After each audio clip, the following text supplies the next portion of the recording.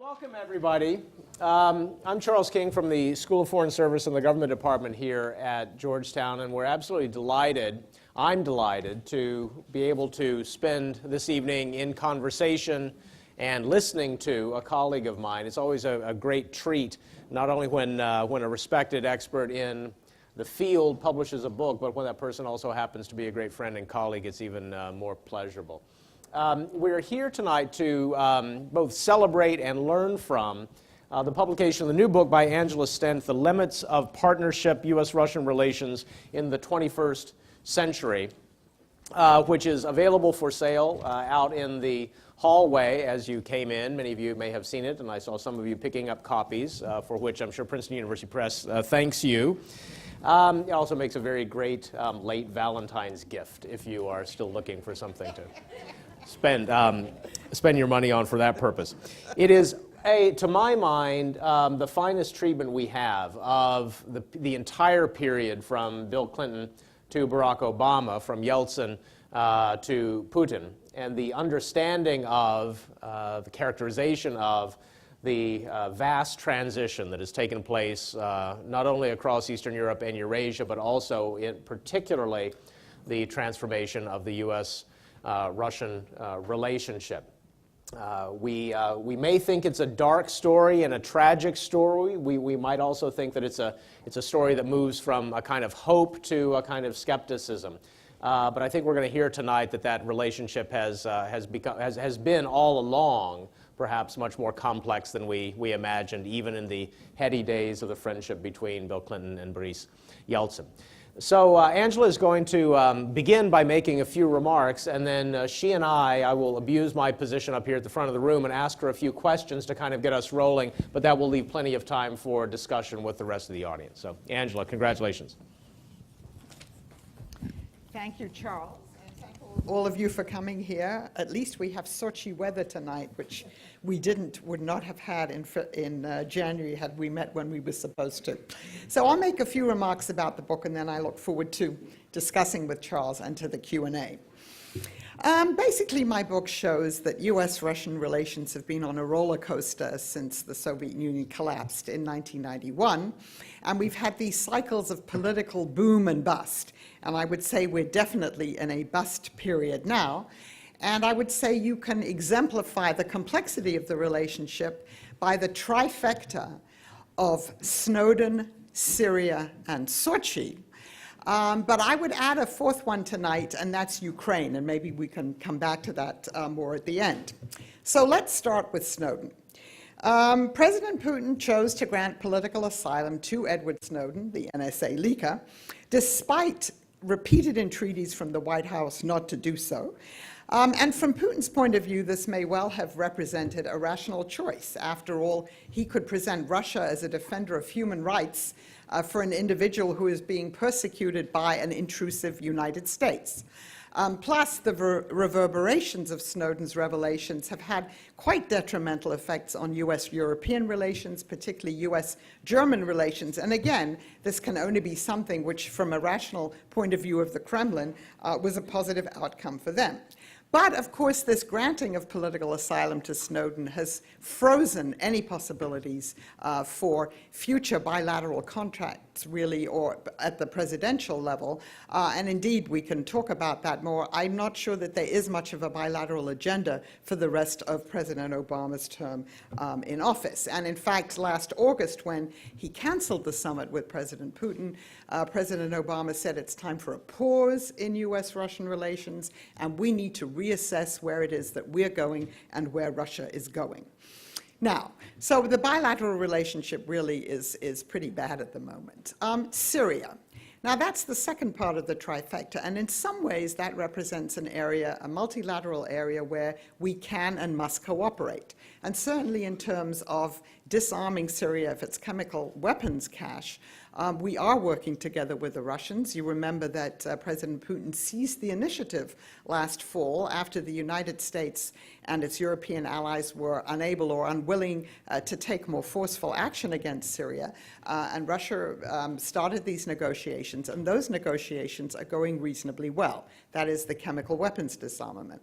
On the other hand, on the question of ending Syria's civil war, we see this very, very differently from the Russians. We've had both Secretary Kerry and President Obama in the last couple of days strongly criticize the Kremlin for disregarding the humanitarian catastrophe in Syria, for continuing to supply President Assad with weapons that enables him to carry on the slaughter there.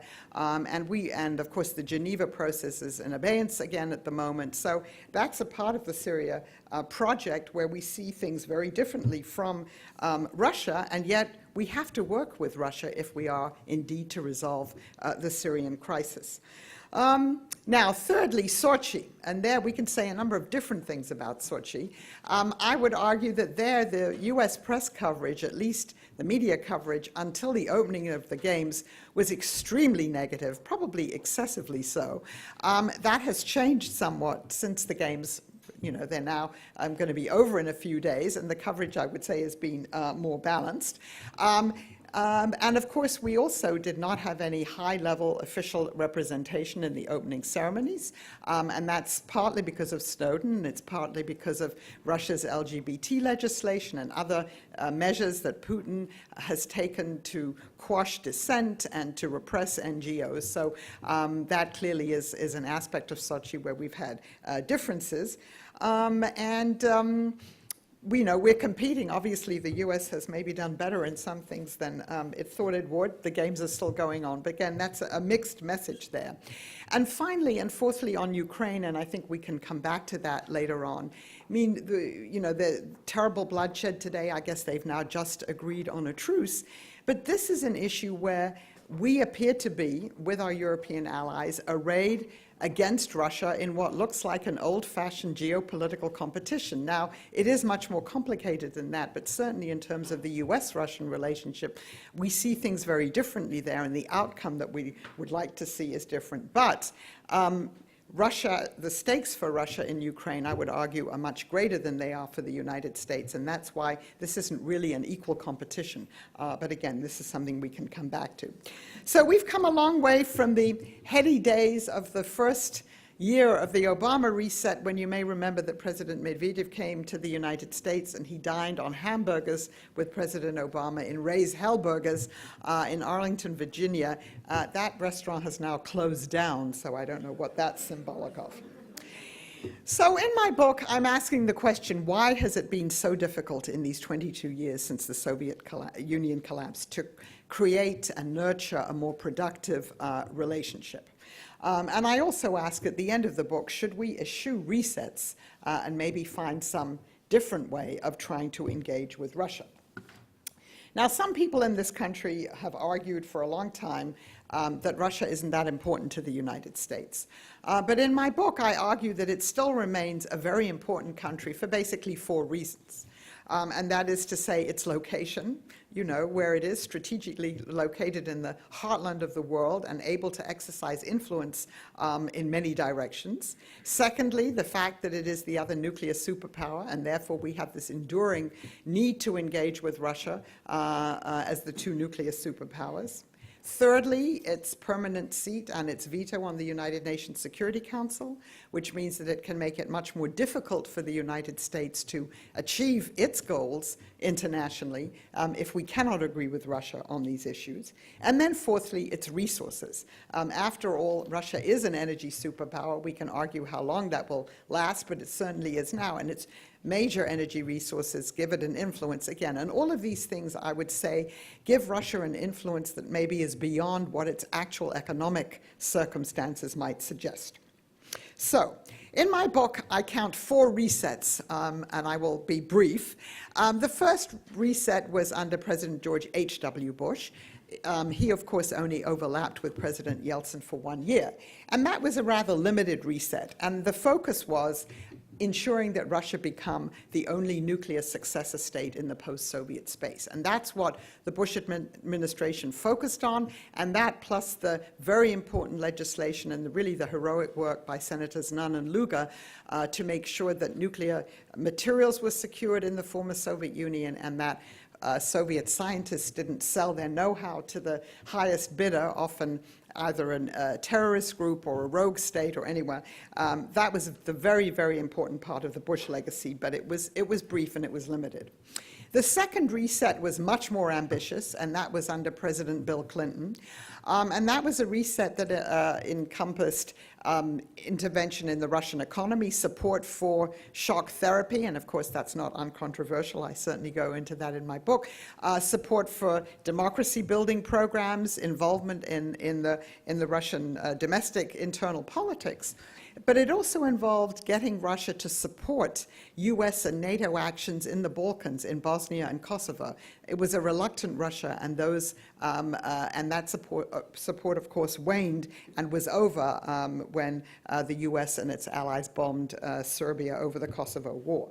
And the other thing that relationship involved was the personal ties between Clinton and Yeltsin. And one thing I stress in my book is that because this is a relationship with relatively few stakeholders, the personal ties between the two leaders are disproportionately important. And they certainly were under Clinton and Yeltsin.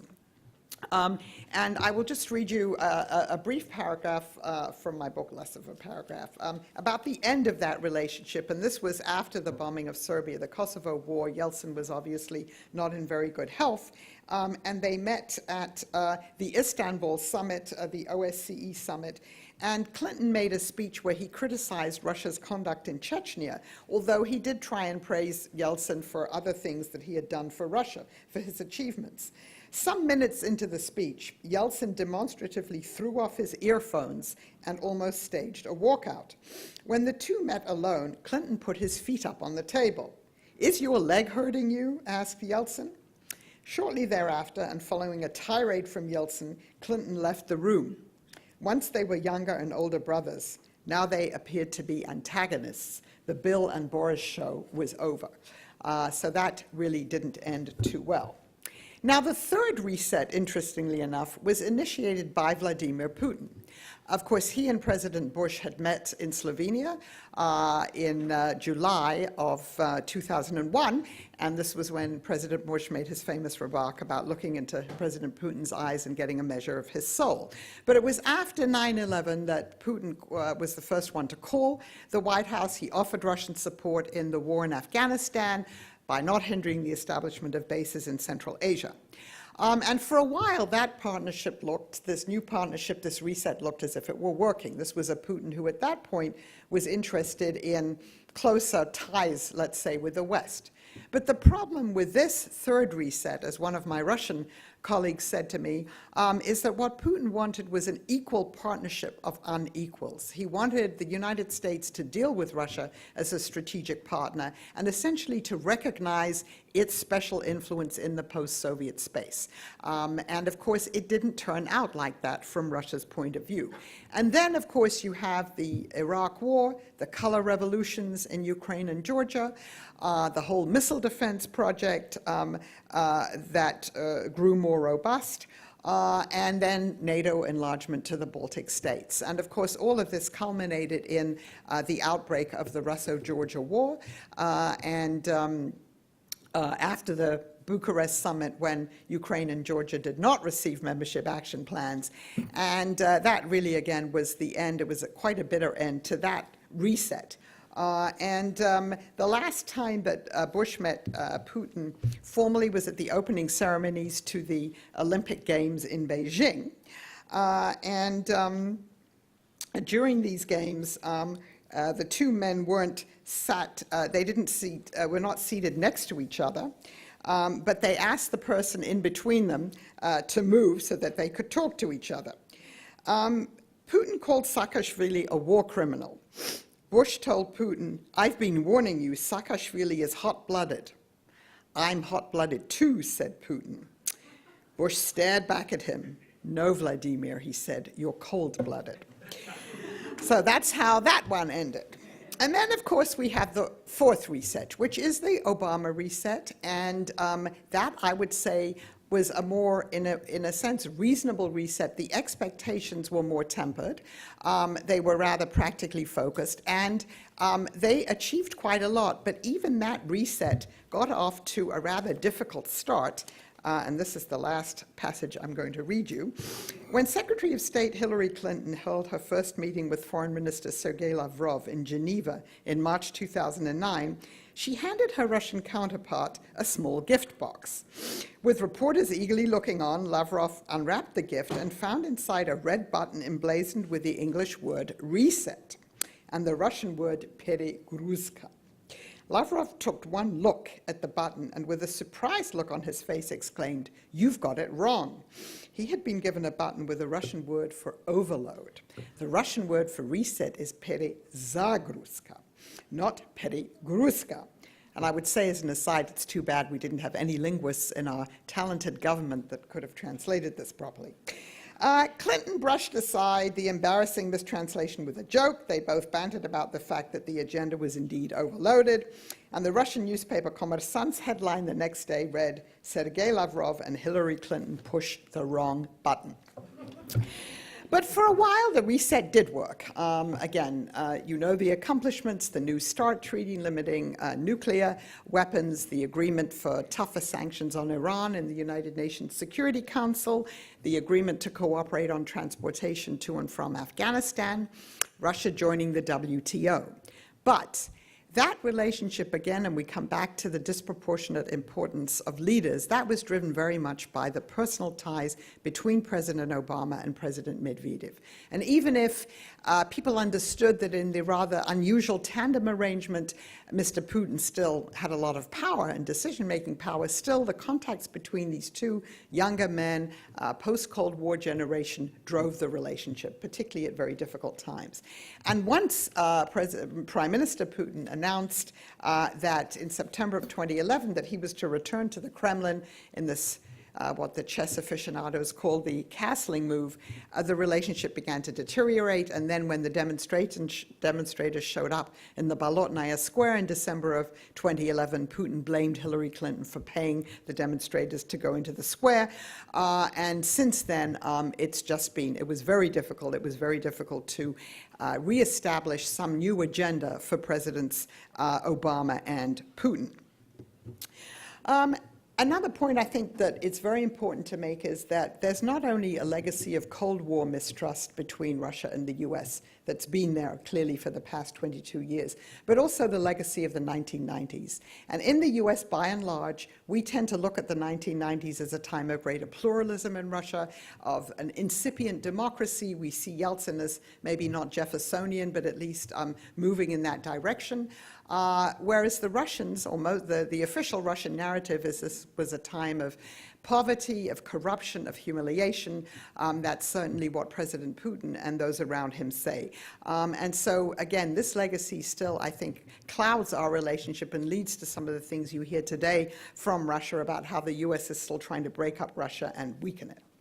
One more point that I do make in my book, and I won't elaborate it now, is that there's actually been much more continuity in U.S.-Russian relations and in U.S. policy toward Russia between Republican and Democratic administrations than either side usually likes to admit in this country. And that's really not surprising, because the presidential inbox, the issues that people have to deal with, that U.S. leaders have to deal with and Russians, they haven't changed much in the past 22 years. And I discuss them all in my book. I will just name them now. First of all, dealing with the Cold War nuclear legacy, including arms control and missile defense. Secondly, deterring the proliferation of weapons of mass destruction, particularly the Iranian and the North Korean nuclear programs. 3, regulating U.S.-Russian relations in the post-Soviet space, which we see very much on display today in Kiev. Fourthly, trying to agree on a post-Cold War Euro-Atlantic security architecture in which Russia has a stake, and so far I would argue we have been unable to do that. And that, of course, includes the questions of NATO and EU enlargement. Fifthly, the most vexed question of Russia's domestic political system, of how much the U.S. should interfere or intervene or try and promote democracy in Russia. Again, that's always been a very sore point, much more so in the past few years. And then finally, since the beginning of the Arab Spring, I guess we can call it the Arab uprisings now, dealing with Russia on how we see or would like to see a transition away from authoritarianism in the Middle East. And again, that has proved very, very difficult to regulate. So I think what you see from those 4 resets is that we have had very different understandings of what drives world politics, of how great powers should deal with each other in the world. Russia, of course, has increasingly presented itself as a country that supports absolute sovereignty globally and non-interference, with a few exceptions that we can think of course, like Ukraine. And it's rejected concepts like the responsibility to protect and humanitarian intervention. Again, you see this on display in Syria today.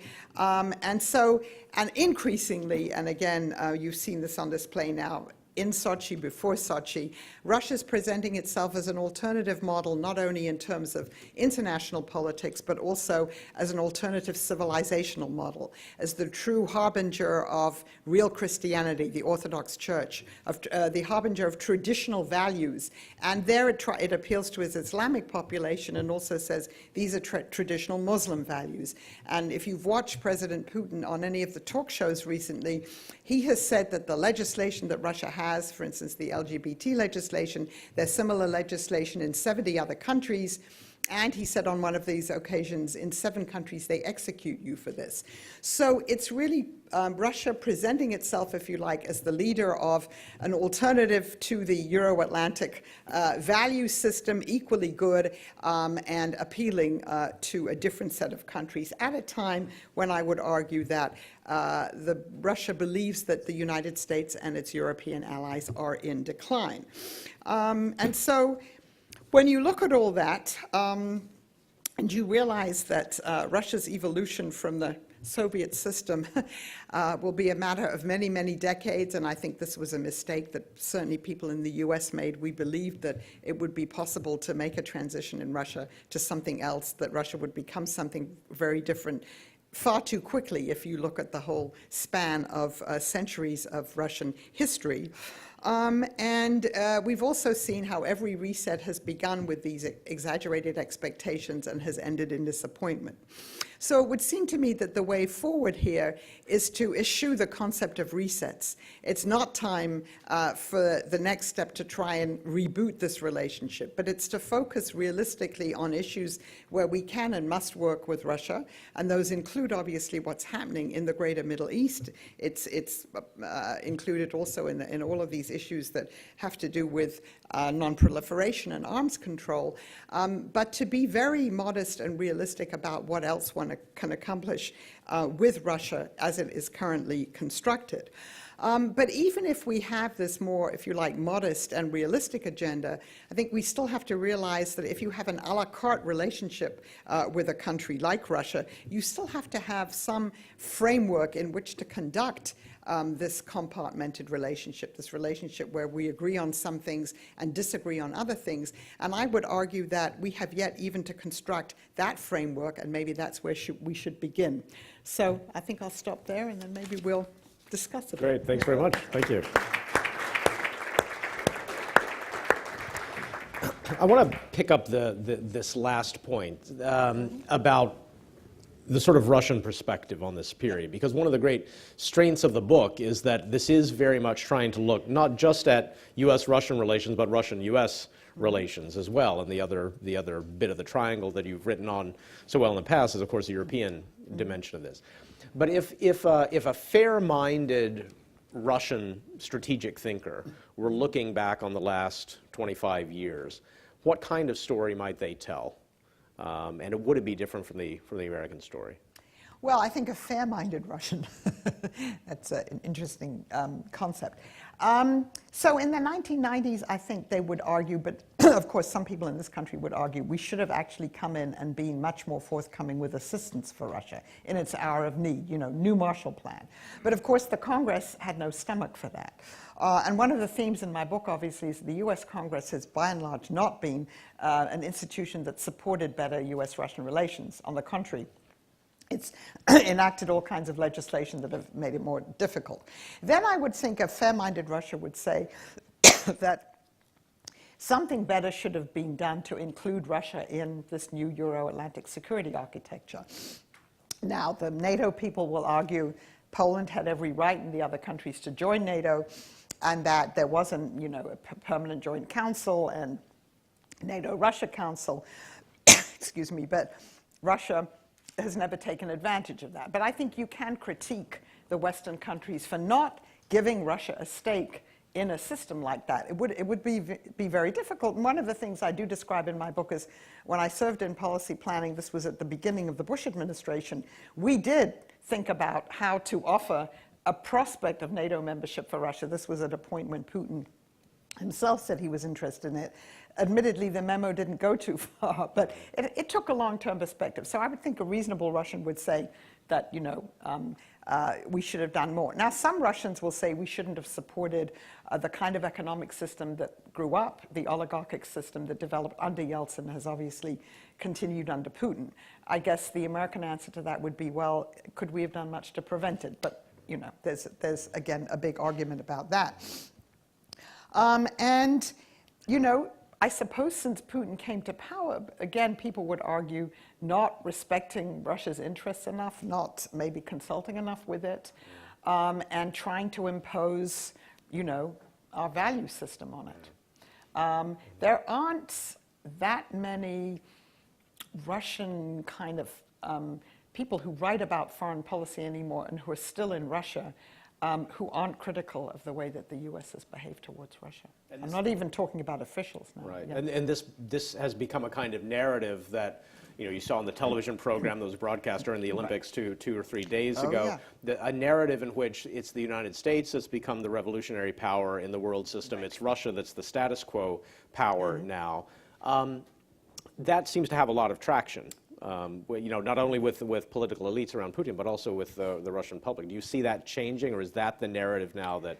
I don't see that changing very much. I mean, you're quite right, and what you hear from the Kremlin and non-official Russians is that the United States is like the old Soviet Union. We're trying to go around the world and introduce regime change, topple regimes, now in Ukraine, and who knows, tomorrow in Russia, right? And that Russia, again, respects sovereignty and is the status quo power. I don't see that changing.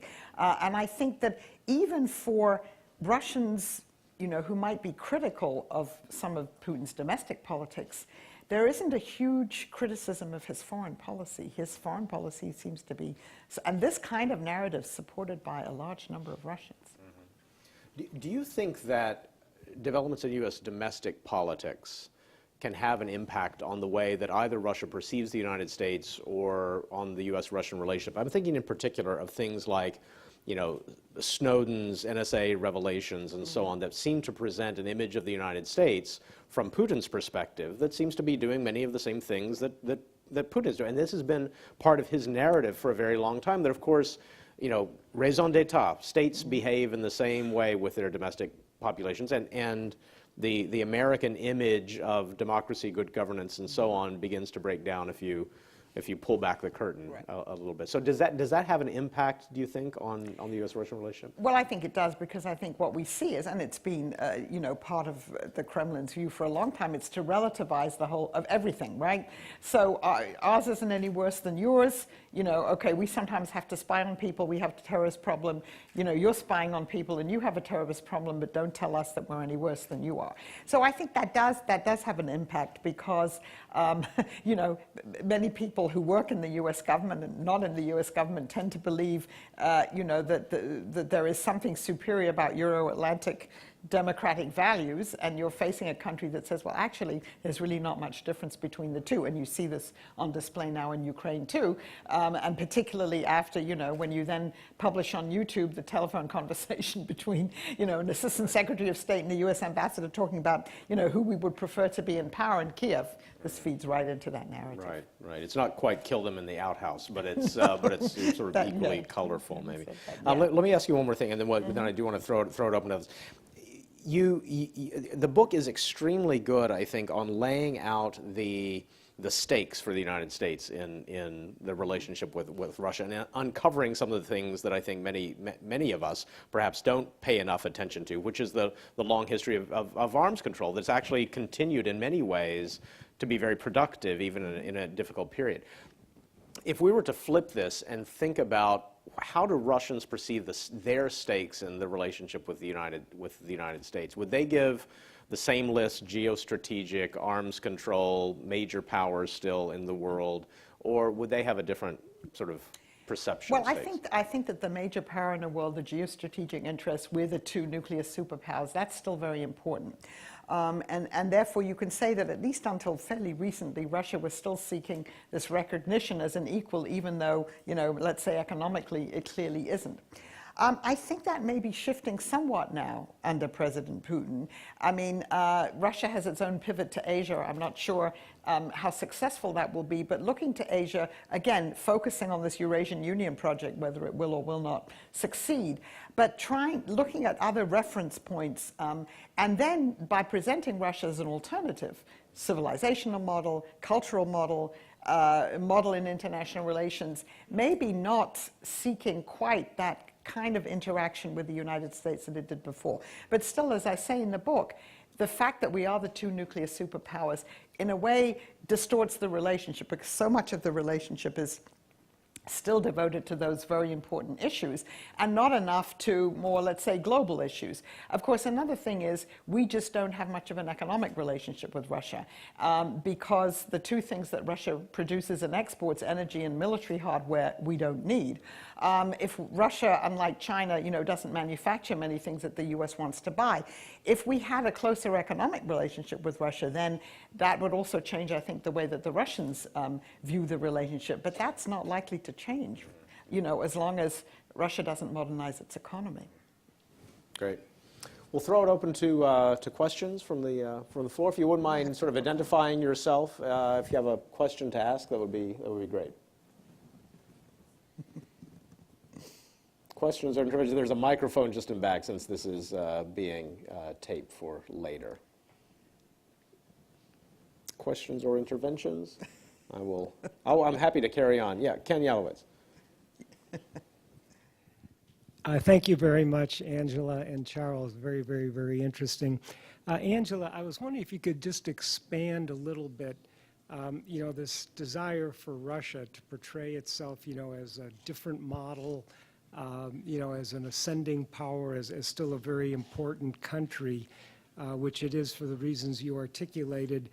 But I was wondering if you could comment at all about what impact that may be having in their relationship with China. How does China view, Russia today? My sense is that the Russians, think that they're very important next to China, but I'm not sure that the Chinese have the same estimation of Russia as a rising power. And I was wondering how that plays into the dynamic. Yeah, I mean, that's an excellent question. So a couple of years ago, I went to China and I talked to their Russia specialists about this. And what the Chinese will say is, in foreign policy, Russia supports us on all the important issues, Taiwan, Tibet, and a multipolar world. Russia and China vote with each other usually in the United Nations Security Council. So from a foreign policy point of view, from the Chinese point of view, it's great to have Russia as an ally. The Chinese president, his first visit was to Moscow, because, it's a balancer against the United States.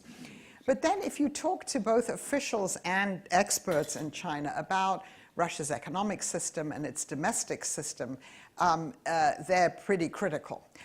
They look upon, particularly the economy in Russia, they look upon that as, something where the Russians, don't really have a very modern economy. And so there is, a very realistic view, I think, on the part of the Chinese about what Russia can offer them, and that it can offer them lots of energy, resources, military hardware that the Chinese then often import and then re-engineer themselves and then sell to other people. So, there's a book about Russian-Chinese relations called Axis of Convenience. I would think that that's still very important, although, is an apt description of it, even though from the Chinese point of view, it's very useful to have Russia as an ally. I think what the Russians in their heart of hearts fear is becoming a raw materials appendage to China. And we haven't even talked about the Russian Far East and, the depopulation of the Russian Far East and the role of Chinese migrant workers and labor in the Russian Far East, which is also, I would have thought, a cause for longer-term concern from the point of view of Russia.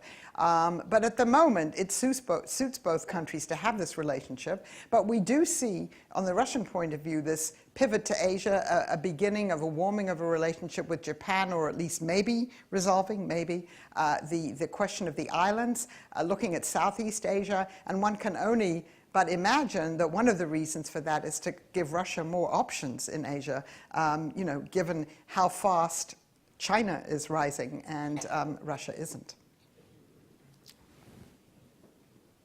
Other questions from the floor? Yes, here.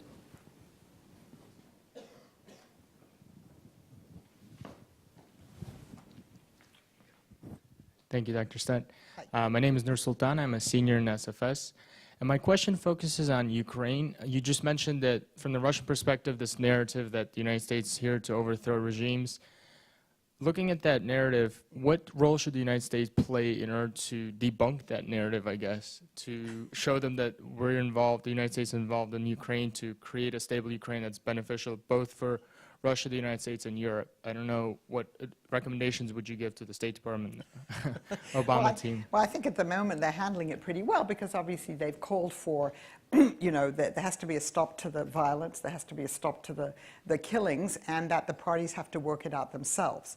So if you set aside the intercepted phone call, I think the role should be understanding that given where Ukraine is, it has to have a relationship with Russia as well as with the European Union, and it shouldn't have to choose between the two of them.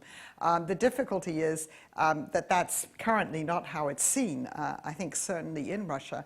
And I think it's also to understand that the real issue in Ukraine is the kind of governance that the Ukrainian people want, that their leaders can offer them, and to have a more transparent and effective form of governance, less corrupt, which benefits, the Ukrainian people. But so, the immediate thing now is obviously to have the killing end. But I think there has to be some longer-term process of negotiation for, well, at least until next year, probably some kind of a technocratic government in Ukraine. But I think a recognition that in the end, this issue will only be resolved if Russia and Ukraine itself and, the Western parties to this somehow can discuss this together, although at the moment it's very difficult. What do you think, Charles? Well, I think I would agree with that. I think this is an extremely complex set of arrangements. We were talking earlier that in some ways I think the reporting and the editorializing on this has been better than one might have expected, because especially in this town there are any number of people who are willing to see the outbreak of democracy wherever it might happen, whether it's actually an outbreak of democracy or not. And I think in the Ukraine case, the fact that there are so many different channels that are fueling this in a way, both on the government side and the opposition side, I think being circumspect is probably best. As tragic as the situation in the streets has become. Yeah. Just behind you, Jim. Yep. Paul Schwartz at CSIS. A few years ago, Medvedev had made some proposals to renegotiate the security architecture of Europe. This was followed by the Corfu process, where Lavrov proposed a European security treaty. Didn't really go too far. You had mentioned that they're one of the potential areas that could have led to better relations would have been to come up with some way to include Russia more in the emerging transatlantic partnership. There was also the proposal to include them in NATO. Do you see any new ideas on ways that might be accomplished? Of course, the climate is not really conducive to that now, but down the road. It's an excellent question. I don't see any new ideas. I think the problem, Medvedev clearly, when he made that proposal, that was another attempt to rethink this. Of course, it was made before the Russia-Georgia war, but kind of in the lead up to it. And there was the Corfu process. It went at a very slow and deliberate pace, but it was clear when you read the proposed European Security Treaty that Medvedev put forward, and then also the NATO-Russia treaty that was put forward by Lavrov, but was never, nothing's really happened to it, that these were both attempts to create another pan-European organization. And of course, the Western side said, we don't need another pan-European organization. We have the OSCE. And I think what was problematic in the Medvedev treaty when you read it was defining, if you're going to have collective security when someone threatens someone else, how do you define what that threat is? And it could have, in some people's interpretation, have led to saying, in the case of Georgia, that Georgia had attacked by proxy maybe Russia, and that therefore you would have had a sort of combined military action against Georgia. I mean, that would have been an extreme case. So, I think since then there's been a stalemate. The Russians have now moved away from that. For a number of years, well, at least while Medvedev was president, they kept saying the West isn't serious about it. You always accuse us, the Russians, of never coming up with initiatives. We came up with an initiative, and you've just scoffed at it. But I think everyone's backed away from that. I mean, people keep trying with the NATO-Russian relationship to say, well, we have to find a new agenda. But I think the sense now is there's a dead end on the missile defense question. There was some hope when Medvedev was president there would be some agreement on that, and that now, I think the next shoe will be if there's an agreement with Iran. In the talks that are going on now, the Russians will say, they're already saying, why do you need missile defense? If Iran doesn't have a nuclear weapons program, then you don't need these things. I mean, why do you need to deploy things in Europe if North Korea is your concern? So I don't see any new thinking on that, and I don't see anything in the foreseeable future. Yes.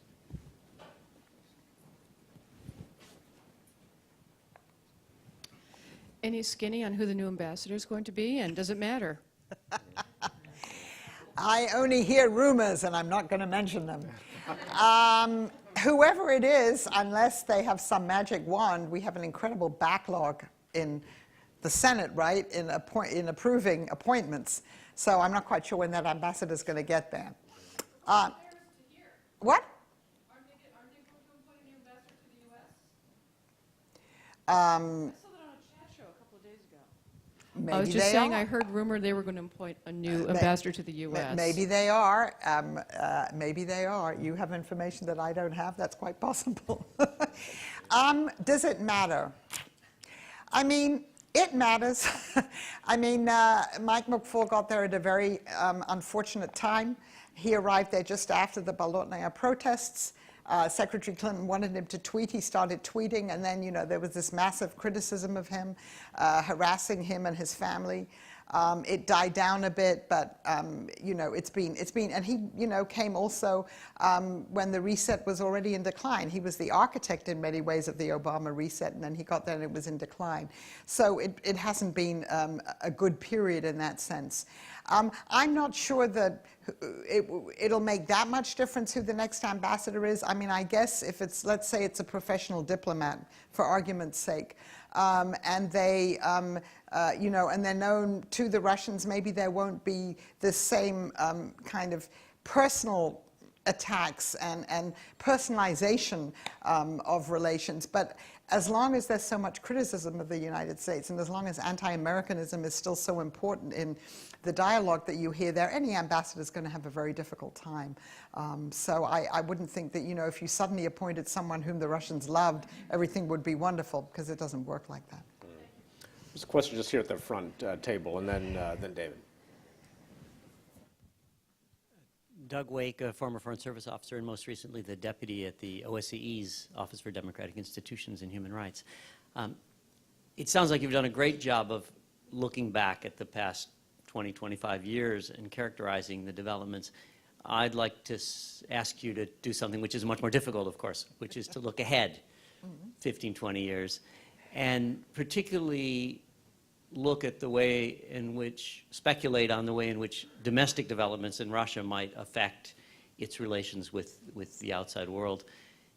If we look back, we're talking about a period of high oil prices, economic growth, and basically continuation of power by an elite that had its roots, in any case, in the Soviet system. 20 years from now, at least the last one won't be true. We'll have an elite that may have grown up studying in London or Paris or New York or Washington, and we don't know how those other things will play out. But how do you think those domestic developments will affect the interest of a future Russian elite in dealing with the United States, Europe, the rest of the world, if you can maybe make some general Yeah, I speculative mean, those are excellent suggestions. questions. So let's take the economy. So the current growth rate projected for this year is what, 1.3, 1.4%, and it's not projected to get any better for the next few years. So Russia is in a very different economic situation. No more 7% growth rates, no more $140 oil prices. I guess if oil prices remain at $100, and given all the volatility in the world, they probably will, even though they shouldn't, given all of the new sources of energy. If they remain like that, I mean, you know, Russia can continue more or less as it is, but it's going to get more difficult. If they were to fall to like $80 a barrel and stay there for a length of time, that could seriously affect domestic economic performance. Now, one of the reasons why Putin has been as popular as he is that for the average Russian, you know, since he came to power, their growth rates have risen, their standard of living's risen, and even though they may not like other things that are happening, they're better off. So let's say the economy continues maybe on a downward spiral. Let's say people are their incomes fall. They're worse off, perceptibly worse off. Then, of course, they could turn much more against the government. So how does that play into the outside world? Well, you can always then blame the outside world. So one Russian-Soviet tradition is something goes wrong, and you see this already now in some of the things you're hearing from the Kremlin. You know, blame the West. We're trying to undermine Russia. I mean, I still have people say to me, oh, the U.S., you know, you don't want Russia to have a strong economy. You want it to have a weak economy because then you can, you know, keep your dominance. So that, you know, those kind of views are there, and they could be played up. So you use the U.S., the West, as a scapegoat for falling economic performance. Now, you know, another scenario would be, well, you understand that you need more Western involvement in the Russian economy. And in fact, Putin is trying to get more U.S. investment there. And I guess if there is another bilateral summit, there could be a trade and investment treaty signed and things like that. But that might take all, so you want the Western investment. I think up till now, Putin has thought that you can separate whatever you say about the politics of it from the actual economic interaction. Maybe that could change. So I would have thought a deteriorating economy is not necessarily good for U.S.-Russian relations. Now, in 15, 20 years' time, yes, there'll be a new generation, and many of those people, well, particularly the ones, I guess, in the private sector, or people even, you know, some of the political types will have spent time in the West, will have maybe studied there. I don't know, you know, generational change is something that we all believe in, and I think we have to believe in. I will only recall that, now this is, you know, it's already over 5 years ago. In 2008, I had a sabbatical and I taught a course on U.S. Russian relations at MGIMO, which is, after all, the flagship, you know, school for aspiring young Russian diplomats, people who work in the government, et cetera, the elite. And it was just after the Georgia War, so it was a difficult time. But not one of my students, you know, educated, fluent in English, traveled around the world, on the internet all the time, not one of them believed that the Soviet Union had collapsed because of its own domestic weaknesses. They all believed that it collapsed because of the intervention of the United States, and especially its, you know, special services. So that wasn't very encouraging. Now, it's only a small sample. But what you want is, you hope that a younger generation, and those, even those who do business with the West and everything, is willing to understand Russian and Soviet history, understand it, and then move on from it. It doesn't mean that, you know, they have to carry a chip on their shoulder. So I don't know how this generational change will play out, and whether those younger people will be ready to look at the West, the U.S., whatever, with a fresh eye. Public opinion data right now aren't very hopeful on this, but that could change again. So I have a big question mark about that. David Goldfrank, and then just in the back. Yeah. For those who don't know me, I'm a professor of history at Georgetown, and one of my specialties is Imperial Russian foreign policy. Actually, your last comment just led to my thinking that we've got a lot of people in our country who like to brag that Ronald Reagan brought down the Soviet Union and won the Cold War. So maybe some American triumphalism is helping to coach this myopic Russian view that you saw, that somehow the Soviet domestic issues weren't connected with why it fell. But I had actually two maybe related questions that I wanted to ask. One is that you talk about how the degree to which the Russians under Putin are emphasizing the sovereignty and the sovereign state against American hegemonism. And I'm wondering should those of us who are used to seeing the Russians subjectively going way, way back 4 or 5 centuries, envisioning the world as dominated by hegemony spheres in which Russia rightfully controls one of them, but they see other hegemony spheres as well that they have to adjust to. Should we discard this way of looking at the way the Russians may be seeing the world, including seeing themselves as centers of a hegemony sphere? And the second question actually relates to your 2 earlier books that you've dealt with, since you've done such interesting work on German-Soviet relations, and that's the whole interesting question that the NATO seemed to have 2 faces towards the East. One was the American Cold War stance, and the other was that nuanced German Ostpolitik, which actually helped the whole peaceful transition to what we have right now. And it seems to me as if Germany again has some kind of interesting Ostpolitik here too. And I'm just wondering how any of this fits into both the way the Americans see things and also the way that the Russians see things. Okay, great questions. I mean, I would say the Russian worldview, maybe I didn't quite understand your question, at the moment is still much more going back to the 19th century. You know, that's what the view has been. It would be nice to have a concert of powers. There is a concert of powers. You balance the different powers, you know, between themselves. And Russia would now be, you know, the center of, you know, a great power in its own right, but the center of maybe a bloc. I mean, that's what the Eurasian Union certainly would be. And maybe then together sometimes with China, balancing against the United States, you know, the EU or whatever. So I think this is still the mindset, as I understand it, in sort of contemporary what I read and see in terms of Russian foreign policy would be wanting to go back to, or imagining that the world is still, you know, could be reconstructed in a 19th century manner, which of course belies the reality of what it is today, but I think that's still maybe a mindset that the Russians have. Now, the German case is very interesting. I mean, one of the things that, and I quote that in my book, that a couple of things. First of all, when the Soviet Union collapsed, you know, a number of prominent Germans were saying to the U.S. officials, you don't understand, this is a process that's going to take at least 70 years to change in Russia. You know, you Americans are very impatient and you think things are going to change overnight. They clearly don't, and this is based on German experience. And then the other phrase that I have in the book is from former, well, he's still General Klaus Naumann, who accused the United States of having empathy deficit disorder when it came to dealing with Russia. In other words, not being willing to understand what Russia was going through, what it's like to be a great power defeated. I mean, Germany was defeated in a war. Russia wasn't even defeated in a war, and that's part of the problem with the younger generation, because it's easy to understand why a country collapses if you're defeated in a war, but not if you're not. But saying that the U.S. should therefore tailor its policies to a more sympathetic understanding of what the Russians were feeling, how they were adjusting to it, and not kind of have this "it's time to get over it" attitude.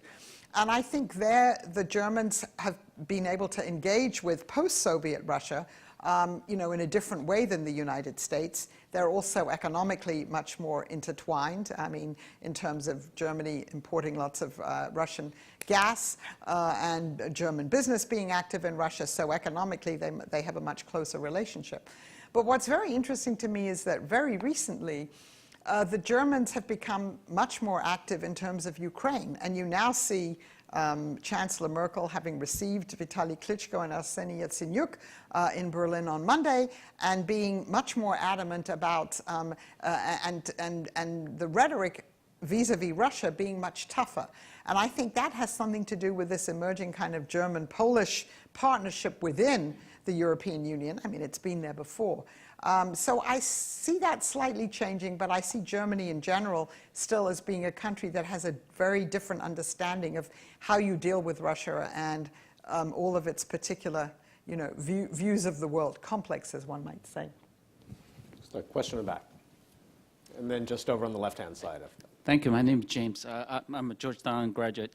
I was an international correspondent. I have two questions. The first is about, you talk about Russia present itself as an alternative model, culture model or civilization model. Could you elaborate a little bit? And the second question is about the U.S.-Russia relations. What's the personal relation between the two leaders, President Obama and President Putin, or President Bush and Putin, and their personal relations has to do with the overall bilateral relation?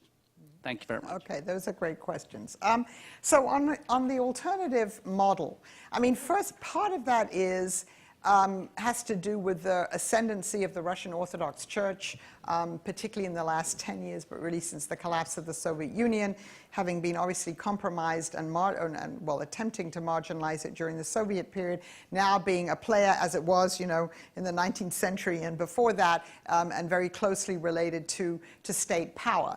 And that has to do with fundamental concepts like individualism as opposed to sort of collectivism. That sounds very communist, but the collective, that kind of Western-type materialistic individualism, that's the kind of thing that's criticized, and a focus much more on the community and on collective values in a broad sense. And then much more specifically, it has come down, and this is what you know, has obviously made the press, to, you know, what they would call traditional family and societal values. So things like multiculturalism is criticized, you know, and then all the issues that have to do with LGBT rights, same-sex marriage, a number, you know, a whole complex of issues, again, where Russia is portrayed as representing these traditional values, and that the US and the Europeans and, you know, Canadians and Australians and a few other countries have lost their moral compass.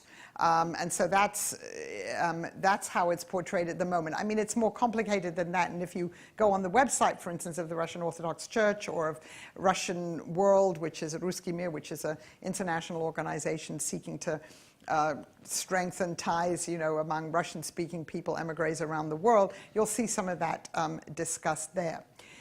Now, the relationship between the leaders is, as I said, disproportionately important in this relationship if you compare it to relations with other countries, because we don't have that many stakeholders, because we don't have much of an economic relationship with Russia. It's less than 2% of our trade, you know, $40 billion. I'll give you one statistic: US-Chinese trade, $500 billion.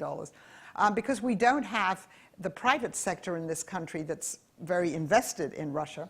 I mean, certain firms and people are, but broadly not. Again, you have few stakeholders, and therefore you have a smaller group of people involved in the relationship. It's also, and this is something I get into in my book, it's often very difficult for US officials, and this gets more down into the weeds of how you deal with Russia, to deal with their equivalents in Russia. And when I was writing the book, a number of people would say, well, it's fine. You know, you had the defense secretary, doesn't matter in which administration, meet with the Russian Minister of Defense, and they'd agree to all of these things, cooperation. And then the American side would try and follow up with the next level down or the next level down. In other words, not the top level. They try to find their counterparts and say, okay, our leaders have said, let's get on with this agenda and let's try and get on with it. And they often found that it was very difficult to find a Russian official you know, below the top, who was willing to take the who believed that they could take the responsibility to moving an agenda forward, and then things got stymied. And that's why often it has to be that the president picks up the phone and says to the other president, you know, we have to get this done. So I would say it's disproportionately important in this relationship. And if the relationship between the two presidents is productive, then that moves the agenda forward. You certainly saw this at times with Clinton and Yeltsin, and also with Presidents Obama and Medvedev, and some of the time with Presidents Bush and Putin in the early years. And then when that relationship isn't good and doesn't work, then you see, and you see that now, the overall agenda is much narrower. We'll take one more question in the back. I want to make sure we have plenty of time for informal conversation and for Angela to sign books. Yeah. Brian Barrett, an SFS and RASP grad. This follows on with the previous two questions, and that's basically, is Putin carrying the banner for the old concepts of Eurasianism and Moscow as the third Rome? I think to some extent he is. I mean, again, you know, when you study Russian history, you have to go back to these, you know, historical analogies. Obviously, this business about Russia being an alternative civilizational model, you can go right back to the Slavophiles and the Westernizers. The Eurasian idea is, of course, predates the Bolshevik Revolution. I mean, yeah, I mean, I think that this is a 21st century incarnation of some of those ideas, you know, using modern technology and things like that. But the essential ideas aren't new. You know, just to follow up on that point and ask you maybe a final question, Angela. I was at Guillemot in the fall just to give a lecture, and in interacting with the students, came away with very much the same kind of impression that you had. And the way I came to think of this was in some ways the tragedy of a great civilization that was Russian and imperial and then Soviet that came to look like a kind of small European nationalism. That is, worried about itself, worried about its own identity, with not much of a vision of the rest of the world, a very strong vision of itself and where it fit in the world, but not much beyond its own borders. And one could look at the opening ceremonies of the Sochi Olympics and get, and really not realize that there was anyone who lived in Russia besides a certain version of an ethnic Russian. And, how do you see that developing over time? And then could you link that up? Let me ask a very self-serving question, because a piece by Nick Kristof, the New York Times, was getting a fair amount of attention over the last few days about, asking political scientists, where are you? We need you. You're not doing anything relevant. The other thing that struck me at Guillemot was that here in Washington, we have conversations about Russia that would be the equivalent of Guillemot students talking about Fairfax County politics. That is, we're talking about sort of what's going on inside the Kremlin. We're talking about regional politics. You mentioned the Russian Far East and so on. Can you imagine a day when Russians care enough about the rest of the world to invest in the kinds of things that the United States has historically invested in? Or is that version of the world, in fact, that Soviet version of Russia's role in the world, gone forever? I mean, that's a great question. I don't know if it's gone forever, but as you say right now, you're talking about a national self-consciousness and a view of the world that's much more insular. For the largest country in the world, it's a real paradox, right? I mean, we pay so much attention to what's happening in Russia and the Far East and everything because it's so hard to understand, this system. Because this is still a system that is deliberately engineered in such a way that an outsider has very little access to it. And as we all know, the informal ways of interacting in Russia are much more important than any formal institutions. And if you're not inside them, it's very hard to understand how they function. And you could say that for Russians, it's not that hard to understand how the United States functions, I mean, of course, we have informal mechanisms and our formal institutions don't tell the whole story, but they tell some of the story, and we're much more, open about things. So there's a huge asymmetry if you're trying to, of one country trying to understand the other one. And to come back to Nick Kristof, I mean, that was music to my ears. I mean, what he basically says is that much of international relations theory, and I gather also comparative politics theory, is really irrelevant to the way that the world works. And he also, music to my ears again, said that area studies is far too much downplayed. It's not rewarded anymore, as we now look to see how much the government might provide for Title VI centers and things like that. And it's really devalued. And yet, we should be teaching students how to understand the real world. We shouldn't be encouraging students to write PhDs that are at a level of abstraction and quantification that doesn't really help anyone understand how the world works now. I mean, I have very strong views on this, obviously, but I'm very glad that he began that debate. And I think it's very, very important to continue to have students who understand the language, the culture, the history of different regions, and understand how the real world works. Because if we don't have that if we don't train those students, then woe betide, future administrations. You get a peregruska, as it were. You get a peregruska, that's right. The book is The Limits of Partnership, U.S. Russian Relations in the 21st Century by Angela Stent. Thanks very much, and congratulate all of us. Thank you.